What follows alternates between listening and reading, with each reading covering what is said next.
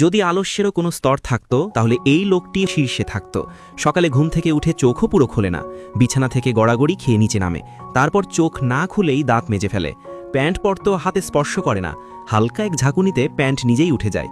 তবুও কুল দেখানোর জন্য চশমা পরে অফিসে যায়, আর সিঁড়ি বেয়ে নয়, লুটতে লুটতে নিচে নেমে আসে।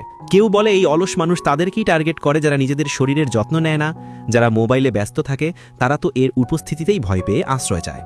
বাইরে বেরোনোর সময় দরজাও নিজে খুলে না, অপেক্ষা করে কেউ এসে খুলে দিক।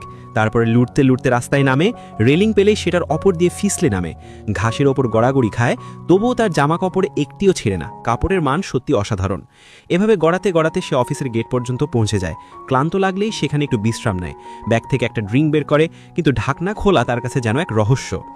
কোনো মতে ভিতরে ঢুকেই কার্ড স্ক্যান করে, তাও গড়িয়ে গড়িয়ে।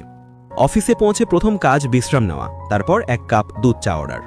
অলস হলেও ভাগ্য তার দুর্দান্ত, কম্পিউটারে 2টা বোতাম চাপলেই $2000 অ্যাকাউন্টে জমা।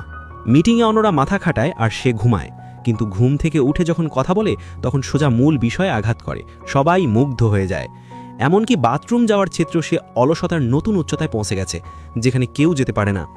সন্ধ্যায় অফিস শেষে সে জিমে যায়, কিন্তু সেখানে গিয়েও কেবল শুয়ে থাকে, 2টা হালকা নড়াচড়া করে, আর আশপাশের মেয়েরা মুগ্ধ হয়ে তাকিয়ে থাকে। মানতেই হবে এটাই সেই আসল শুয়ে থেকে জেতার জীবন। তাহলে বলুন তো, আপনিও কি এমন জীবন